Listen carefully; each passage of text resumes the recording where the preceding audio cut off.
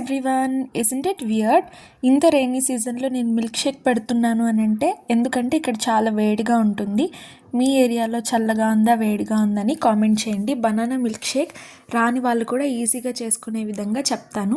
ఒక 3 to 4 బనానాస్ని ఇలా ముక్కలు చేసుకొని మిక్సీలో వేసుకోండి.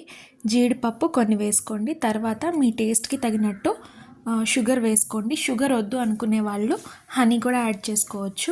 వేసుకొని ఇక్కడ కొన్ని పావు లీటర్ అర లీటర్ మీ క్వాంటిటీని బట్టి వేసుకొని అంతా మిక్సీ పట్టుకొని ఫ్రీజర్లో పెట్టుకోండి. ఒక 1 or 2 hours తర్వాత తీసుకొని సర్వ్ చేసుకొని చక్కగా అన్ని డ్రై ఫ్రూట్స్తో టాప్ చేసుకొని ice cream or ice cubes ఏది వేసుకున్నా పర్వాలేదు.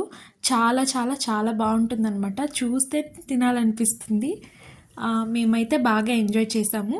ఎవరికైనా తెలియకపోతే తప్పకుండా ట్రై చేయండి. ఎందుకంటే మేము ఇంటి దగ్గర ఫస్ట్ టైమే ట్రై చేసాము అండ్ చాలా బాగా వచ్చిందనమాట. Thank you for watching. Please like, share and subscribe.